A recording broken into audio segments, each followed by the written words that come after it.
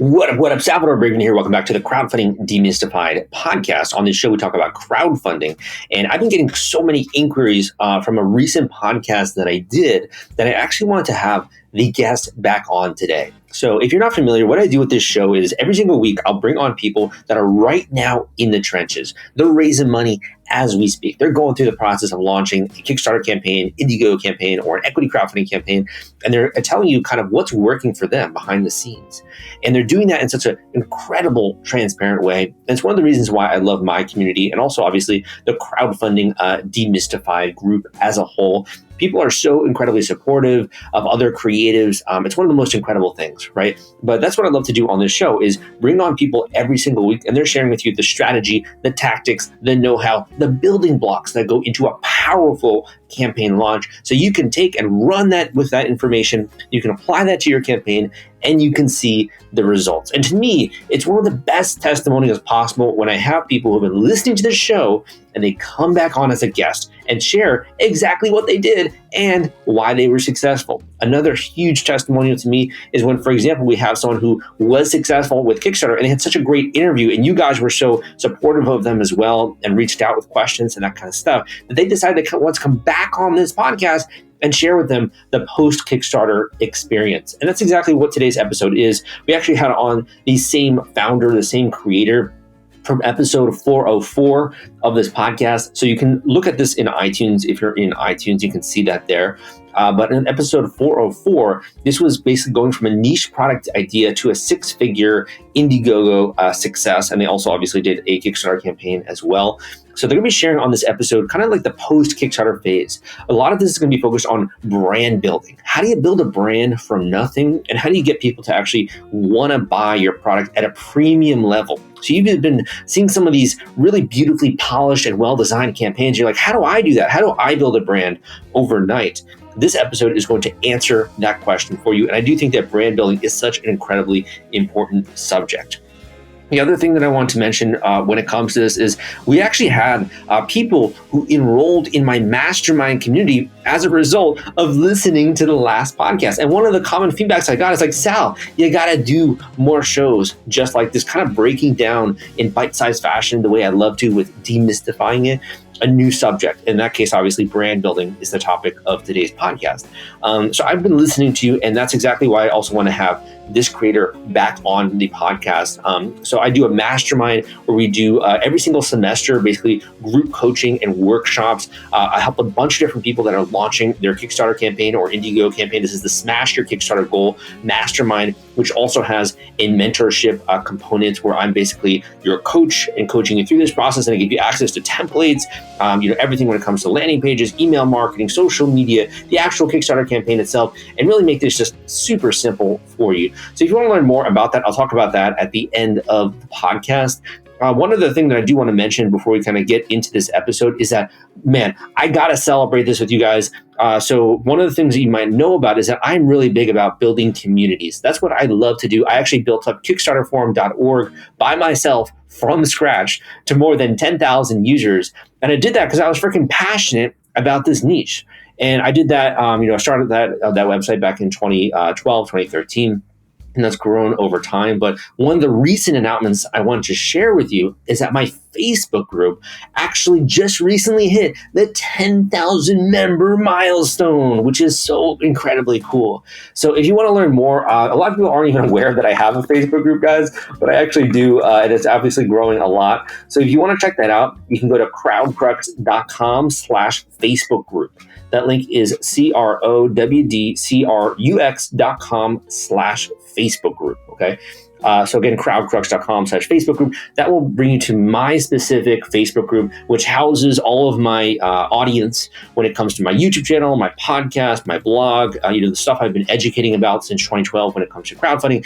Really easy place to just start to dial in and learn more about how to do one of these campaigns. Lastly, at the end of this episode, I'll be sharing more if you're interested in kind of dialing up your education, really, taking this much more seriously. So if you are interested, stick around until the end of that episode. But that being said, let's really jump right in and let's discover how this creator not only was able to do a six-figure crowdfunding campaign, but also some of their thoughts on how to build your brand from scratch, how to actually stand out when you're on one of these crowdfunding websites. How do you get people to be emotionally excited about your product? And not only that, be willing to pay a premium for your products when maybe there are even comparable ones out there. They're a lot cheaper online, but they choose to spend more money with you and with your brand. Let's discover the secrets behind that, and it's coming up right after this. Hey guys, welcome back to the Crowdfunding Demystified podcast. Today we are having on a two-timer when it comes to their previous episode number 404, from a niche product idea to a six-figure Indiegogo success. And this is Goldie, and we're having them back on the show to talk about the story, what they've been up to, and some of their insights when it comes to crowdfunding, building a brand, and some insights being an entrepreneur. Eric, welcome to the show. Hey, thanks for having me back, Salvador. It's good to talk to you again. Definitely, man. So I was talking about it the pre-interview, but man, your show was on fire. We got so much inquiries, so many people that were excited about hearing you. So I'm so happy that you've come back, and would love to just hear, what have you been up to since our last episode? Yeah, man, it's been a long fall and early winter. We're talking now in January of 23, and we did our campaign back in May of 22, and it went well on Kickstarter. We went over to Indiegogo. We floated for several months, honestly longer than we expected. Ended up, finishing our crowdfunding kind of phase with about 1,200 backers, about 140K in money raised. But that took us all the way through Thanksgiving, and then we were able to fulfill all of our crowdfunding backers just a bit before the holidays in December, and then we launched our online store at sourhouse.co in late December. So we have been through the whole kind of, I think, arc of the crowdfunding experience now, and we're kind of like right in the midst of that transition to kind of an ongoing business, and kind of retooling how we communicate ourselves and kind of present ourselves to the world, and try to grow from there. So exciting. What did it feel like to finally get those orders out there to the backers? It was at that point quite a relief. We had had targeted the fall. We very much wanted to make sure that we could get these in people's hands before Christmas, knowing that people are giving them as gifts and so on. We tried to be upfront and clear in our communication around shipping and stuff, that there was a lot of risks to that was our goal. But not everybody who comes into a crowdfunding campaign knows what crowdfunding is, has participated before, so they don't quite all understand the details. So there's still a lot of communication that's ongoing through that whole phase, trying to help people understand that there's things that are out of your control. You're making something for the first time, and you're trying your best to deliver it as quickly as possible. Because, it was in our interest to deliver it too, not only to be done and kind of uphold our promise, but, we also wanted to launch our store and didn't feel like we could really launch our store until we had taken care of our original backers. So it was like, we were, missing out on sales and stuff, but just by waiting. But we did it. And we had every type of delay that you can imagine in the last month or so, from, production things, miscommunications, challenges with shipping, surprises when, things came to ports, and then just, things that might have been damaged but weren't damaged before going into our warehouse. On and on and on. But once we were able to, we had the inventory there, we were able to ship it out. It was a great relief. And it was, and people were, happy for the most part. Did you get any photos or feedback, or did you have people that, sent or wrote in, or, said when they finally got their products? Yeah, we've been getting a lot of that, which we've been really thrilled about. We've been kind of I feel like my mom, where I'm always, when I'm emailing with people on support calls and stuff, I'm like, send me pictures. I want to see Goldie in your home. But people are both on Instagram and sending us emails and stuff, and also putting it in the review section of our website they'll What's the reaction like? Yeah. Yeah, it's good. They're just telling us they love Goldie. We're getting a lot of 5-star reviews. Or jars too. People are really enjoying, and we knew that people, the product is for sourdough bakers. All sourdough bakers keep a sourdough starter. The basic purpose of the device is to help people keep their starter warm and active in this kind of ideal zone we call the Goldilocks zone. That's a certain temperature range. And so it's a kind of a plug and play device. You can put your jar in there, turn on the auto warming, and it just works. And so that simplicity, I think, appeals to a lot of people, and because it just takes away one of the common kind of sufferings of having to do sourdough bake, which is like having an active starter, which leads to really good bread. Mm-hmm. And so by giving people this simple way to kind of warm up their sourdough starter, particularly now it's like in winter here in the Northern Hemisphere. And so people, have cold starters. It's been really helpful. And a lot of people are like, it's a game changer. I live in, the Northern California where, I don't heat my home, and so in the winters, sometimes my starter is so, dormant that I can't even bake with it because it's just, it won't move. And so having Goldie totally changed it. And, I wasn't expecting to find out that so many people live in such cold homes. We really designed it for this like average home, which is, 68, 70 degrees, I think is most common, at least in the United States. Mm-hmm. And, we designed it for Goldie to give you like maybe a 10-degree bump.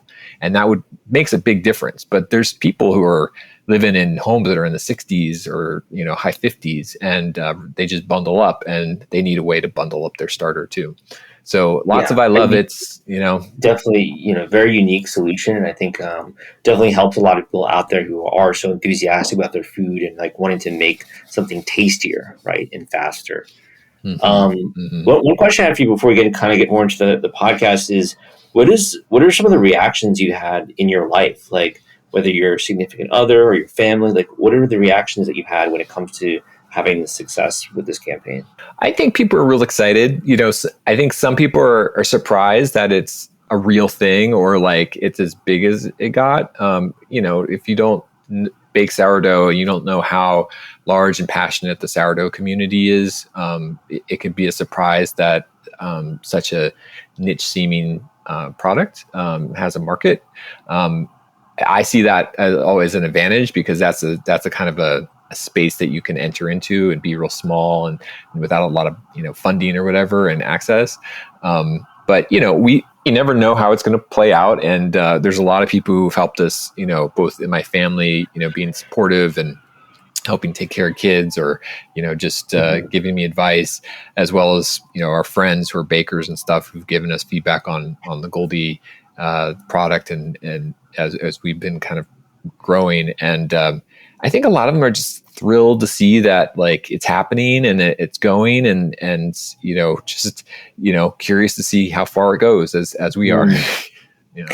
So my first question for you is really on the branding front, right?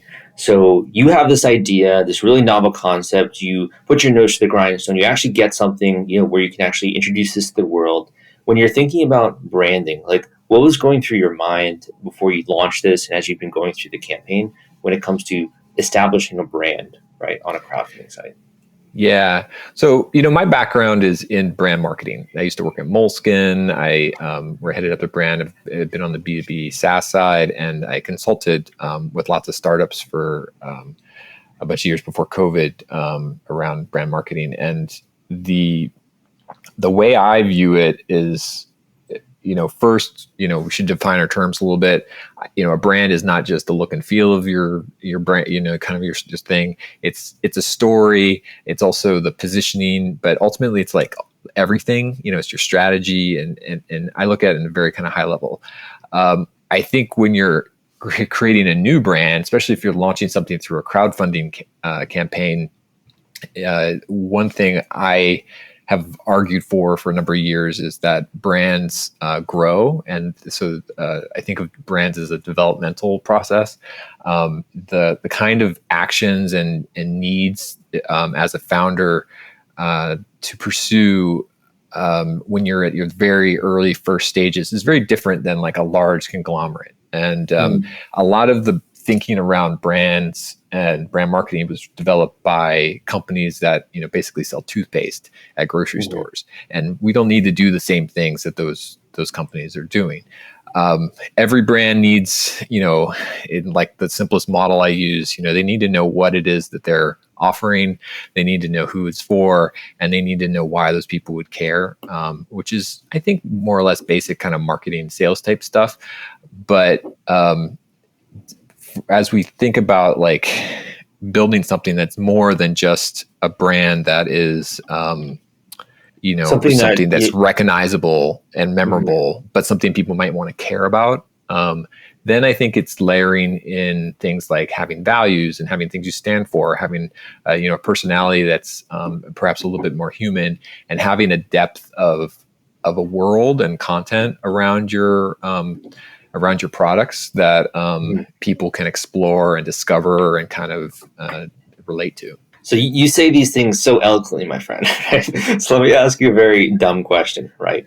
Uh-huh. So when you're really trying to put that into use, like the values or what you stand for, is it really as clear as like a social media post saying, hey, this is what we stand for? Or are they drawing that conclusion in some other way? Well, I think that it's better if you can be subtle and like walk your talk. That's a better communication. But it doesn't hurt to like go through the process of trying to articulate what you stand for and saying it somewhere. That's why a mission statement exists. I think a lot of mission statements, for instance, end up being this kind of empty process because people feel like they need one. I think it does need to start from somewhere real for you. We knew early on that we wanted to create a thing that felt as like generous and warm as the sourdough community, it tends to be, and to kind of give back some of the good vibes and the kind of encouragement to start baking and improve your baking that me and my co-founder Jenny received when we were starting to bake. So like those things were like, inherent in us as bakers, making this project. As a brand marketer, go ahead. Yeah. So when you're kind of coming to that conclusion, are you like in a room with your co-founder and you're throwing out terms like, hey, we want to make sure that people feel like this is an approachable product? Is that kind of how the conversation is going? I mean, people do it. I have done that. Sometimes you're asked to do that in professional context, but it's not my favorite way to approach it. Because it feels a little artificial. And like I said, brands grow. And so you don't know who you are. You barely know who you are when you start, but like you don't know who you're going to be in a year or 2 years and so on. So the main thing I think you need to focus on is probably that first person you need to kind of sell your idea to, because all brands start as like a founder and idea. And so the first person I had to convince and kind of communicate something about a product idea, but also the brand was the person who ended up being my co-founder, Jennifer Olson. And so she's an industrial designer. She wasn't a baker when we started, so she kind of learned to bake while we kind of got going, and I gave her advice on that. So, in a way, our relationship as we kind of developed we were friends before we started doing this, but the way that we started to figure out how to work together, the way that I guess I helped her learn to bake bread, which now I hadn't really thought about this before, is sort of similar to the relationship we have with our broader community at this point. And it kind of models. And so, she was making her first loaf, and, everybody's a little insecure around their first loaf. And, so you give them advice and encouragement and so on. And like, that's a tone of voice that, we still use a lot. And it wasn't like we sat down and we were like, we have to be generous. Like we were just, trying to figure out what it is we were making, and went through a product development process and a design process to develop, things like our logo and so on. And then as we go, we learned, and we kind of just kept refining things, and we kept talking to more people, so that brand communication grew in very small ways at first, through one person, two people. And then by the time we were launching, we were talking to maybe like tens or hundreds of people at a time. But had a lot of practice in doing that. So, tone, personality, values, obviously all very interconnected. What do you mean when you were referencing story? I think that's a word we throw around a lot, but we don't really understand what that means. What do you mean by story? Well, I think that I have a more elaborate model I use when I've consulted with people, but I think of a story as like the thing that embodies everything about what you are. And, there's different elements to it. Typically there's maybe a founding story, the story of like the founders and how they arrived and created the product. There's a product story, which is like maybe how it was created, the idea behind it, and, what it does, or perhaps how it lives in people's lives.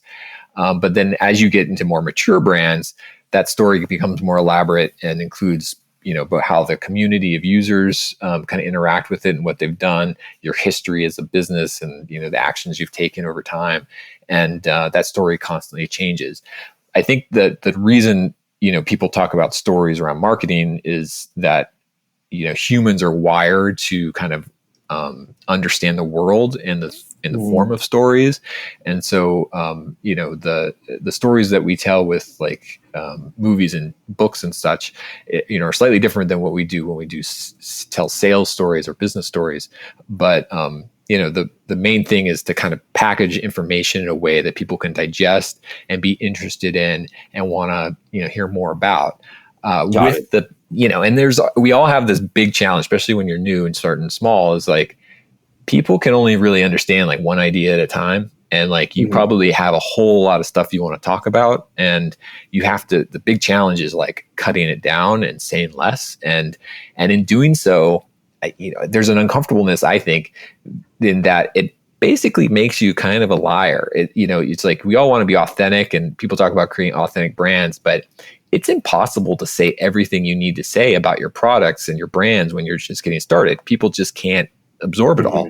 And so you inherently have to, kind of like trim it and like try to give people a rough analogy of what it is that you're hoping that they need to know and what will capture their attention, so they'll stick with you long enough so you can give them more information and eventually become, informed enough that you can have a real conversation with them and give them the full authentic truth, So we're all kind of aspiring to become truth tellers in a way. Yeah, I think that makes a lot of sense. So back in episode 185, I actually interviewed Myson, right? And these guys did a $1 million campaign. They've had some, great campaigns.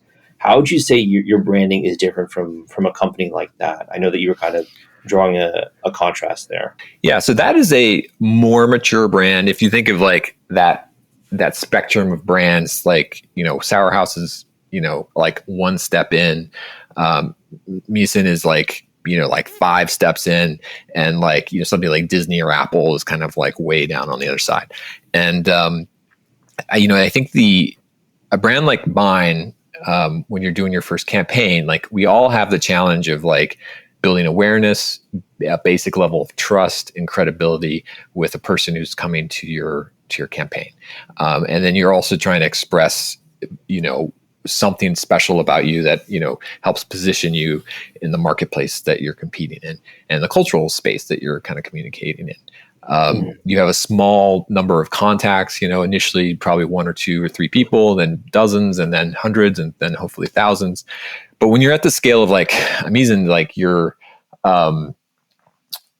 speaking to thousands of people for sure, like maybe tens, hundreds of thousands of people. You already have a pretty good level of trust and credibility in place, and some people have a history with you. So at that point, a brand kind of functions a little bit like an envelope, and it contains all that history and those existing relationships.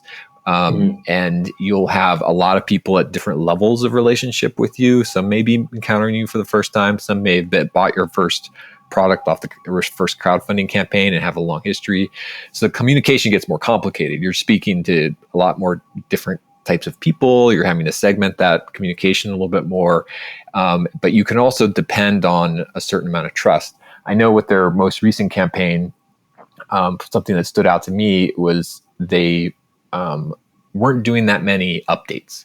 And like for us, when we started, we were like, we're going to do a lot of updates. We're going to, people complain they don't know enough. We're going to be very transparent, probably over update. I think Musin, I saw somewhere, had wrote that like people were asking for more updates, and they were like, yeah, we don't really have anything to say right now. And in the past, we've learned that it can lead to more problems than not if we try to over communicate. So they just kind of were quiet, and that's a move that you can probably make to some degree when you're as established as they are, because people are less worried that you're going to like disappear with their money. And they have trust. Yeah. And they have, they have the trust, and they have, they're able to exude quality and all their touch points at a higher level than most of us. Like, their photos look good, they've already got products out there, it's like stuff like that. If you're worried about the fulfillment and shipping part of your Kickstarter campaign when it comes to getting out all those perks and rewards to your backers, rest assured I've put together a complete Kickstarter fulfillment and shipping checklist for you, and it's free. This is sponsored by the folks at Fulfillrite, and they thought that you should have this checklist as part of your arsenal going into a crowdfunding campaign. If you want to get instant access to this checklist, and it's free, you can go to fulfillrite.com/checklist. Again, that is fulfillrite.com/checklist, fulfillrite.com/checklist. Just go to that link and you can download it immediately. So I do have one or two more questions for you, but before we get into that, I'm really curious because you've obviously thought about this a lot when it comes to branding. What really got you passionate about that? Why is that something that has drawn your attention so much over your career? My background's in the arts. I have an MFA. I studied like performance art, and so telling stories and thinking about how people relate to objects and how the objects bring meaning to their life was something that I thought a lot about on the kind of cultural side. And I kind of stumbled into, from being in I used to produce a lot of events and create experiences like that, and I kind of stumbled into marketing through getting hired at Moleskine, and that was really a really formative experience for me, understanding kind of where that line between culture and commerce exists and what a really great brand looks like. And so the models I use today are really rooted in how I've kind of observed that Moleskine works and how it was developed, as well as the experiences I've had since then and some research I've done. And so that really kind of excites me, is just like understanding, like, in the world, as we try to build our identities and kind of move through the world, and we tell stories about ourselves and others, the role of products and other services and experiences that we have, and how that helps build our identity, gives us comfort, helps us grow, helps us understand the people that we work with in our community. Why do you think that's something that captured your attention? The relationship, like you say, between people and objects in their world, or the stories. Why is that something that you feel like resonated with you so strongly at such a young age? It just seems like more human. Like I probably, like a lot of people, I'm skeptical of marketing. I'm skeptical of people trying to sell me things, and I am a big consumer of cultural products. Like, I love books and movies and all that kind of stuff. But I live in America. We're a very consumerist culture. And over time, I've kind of had to, I've had to understand or try to figure out, like, why, what is this world I live in? And like, why are we this way? And, I still have a certain skepticism to the whole thing. But I can see that there's some products and some brands like Moleskine, hopefully like what we're building at Sourhouse, that are really meaningful to people, and just like help them like express themselves and give them permission to kind of be a way that they want to be in their life. With the Moleskine notebook, for instance, it just like encourage people to create and to think of themselves as a creative person, and to draw and to write and to do things that they might not have otherwise done.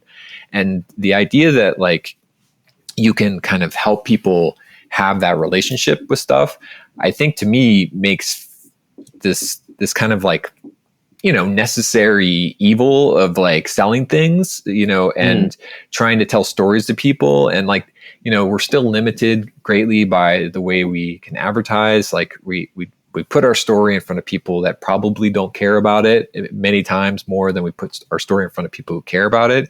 And like, that's annoying to people. And I don't really want to do that. So hopefully if you can at least create a layer of humanity around this, the thing you're doing, at least you have this, this notion of like, okay, maybe I don't want to buy that thing, but I respect it. Maybe I'll spread the word to somebody else. Maybe for a moment it made my day a little bit better. And that kind of the utility that kind of creating that aura around a product, I think is, ends up being very efficient and helpful for selling things and, building businesses. But I think it lowers perhaps the negative impact that very transactional brands that are selling things that probably people don't need, has on the world. Yeah, I think also to kind of add to that, it really encourages the activity, and it also makes it more fun to participate in the activity itself.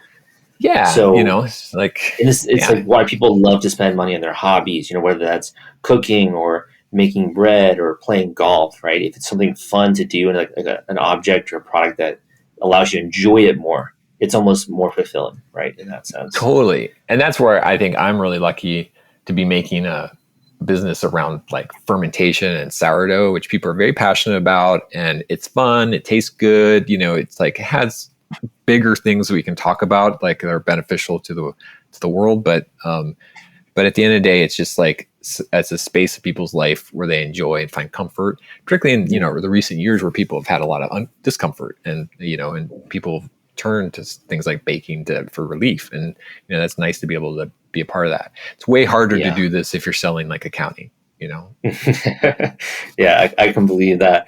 I think on the flip side, a lot of creators who are very creative and they come up with a new idea, they're almost afraid of charging money for it, right? They're afraid of pricing their product. Sometimes they'll even underprice it, and it kind of bites them in the butt behind later on, right, when they need to actually fulfill orders. Mm-hmm. What are your thoughts on the relationship between pricing and branding and going about setting that?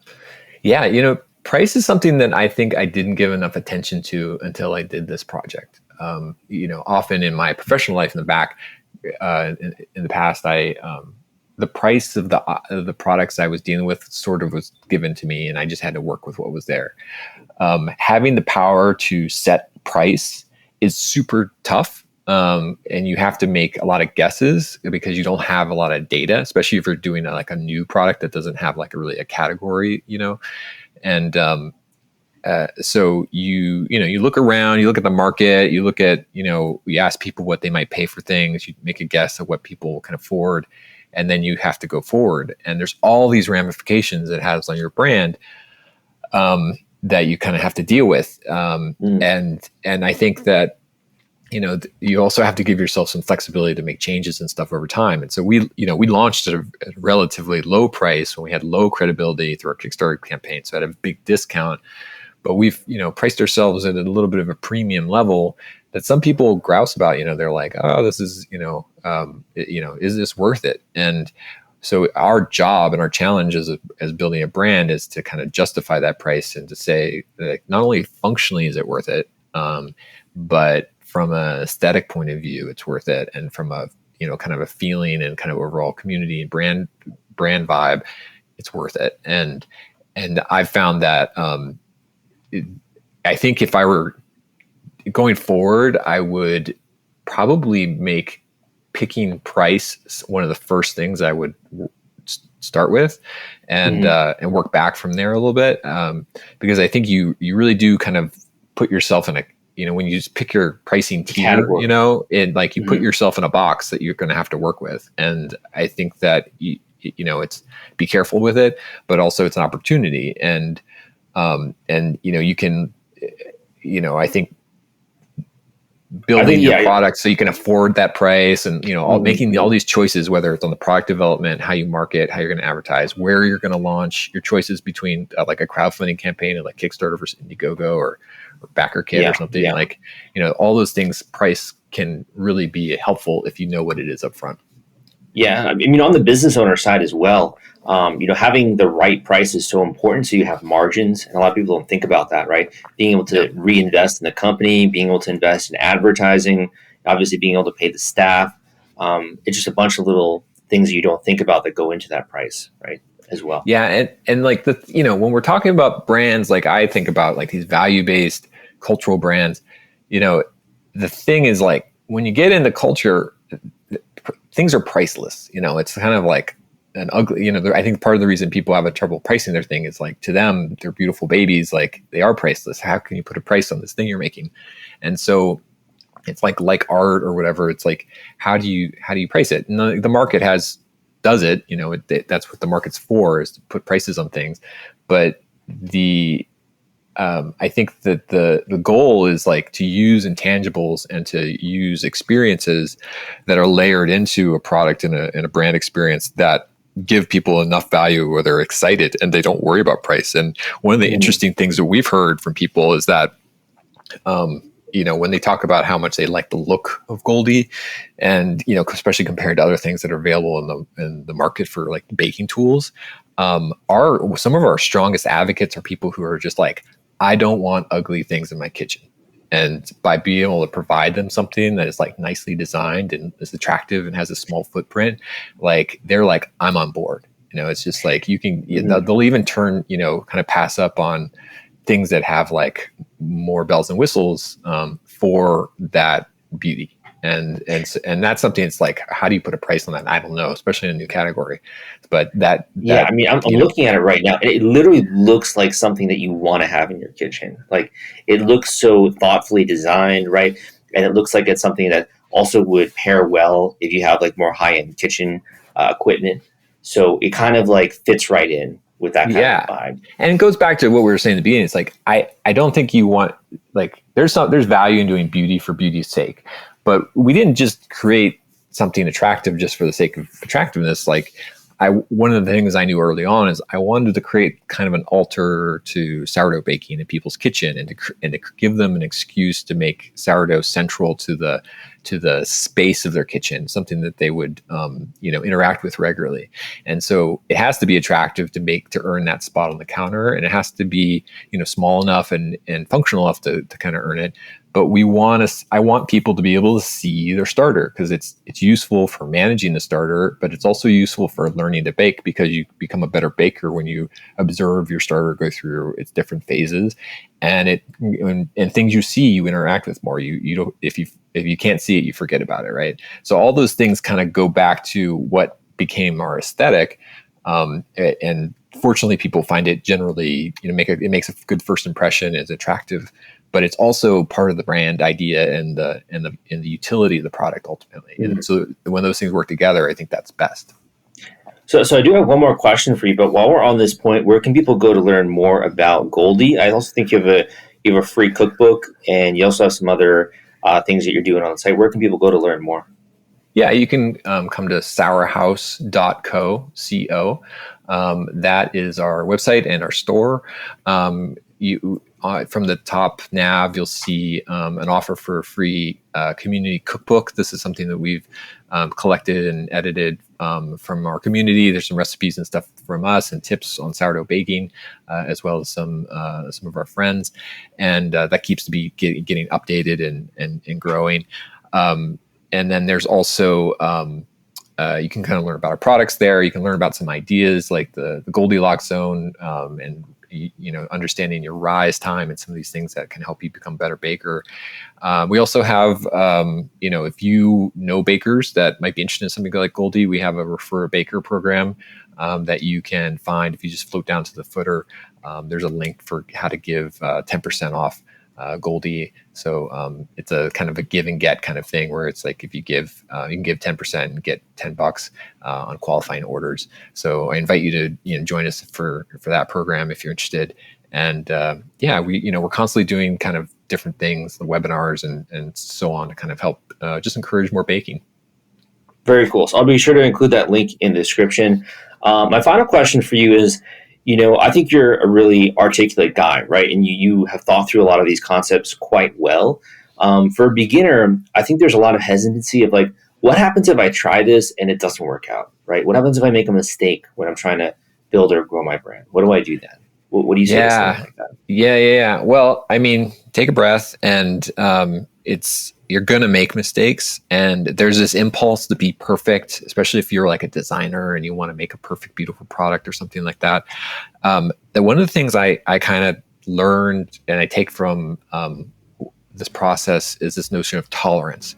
Like when you're making new products and you're doing it at like an industrial level, you're making many of a product. Each one is not handmade. So there's going to be a variance on the quality output. And you have to figure out how to narrow down that tolerance into an acceptable range of diversity. I think for, our goal is to have a small level of brand tolerance with few mistakes and essentially always being on brand at every touch point. But our capacity for doing that when we're new is very low. We don't have the organizational size and resources to be like an Apple and to make every touch point beautiful. So I don't think you can aim for zero mistakes. I think where you want to keep that brand tolerance tight is with your one-on-one relationships when you're getting started. So the people you work with, those people who are your kind of supporters that going to give you feedback.